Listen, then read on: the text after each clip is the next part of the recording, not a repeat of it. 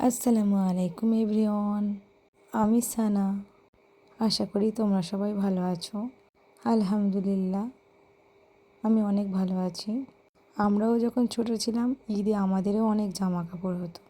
বড় হওয়ার সাথে সাথে বিয়ে হওয়ার পর স্বামী আর আব্বা ছাড়া কেউই আমাদের জামা কাপড় দেয় না, সমস্ত মেয়েদের।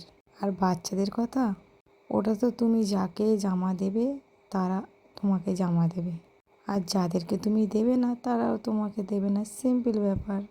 তুমি এক বছর কাউকে কাপড় না দিয়ে দেখো না, সে বছর তোমাদেরকেও কেউ দেবে না। কথাটা তেতে হলেও সত্যি।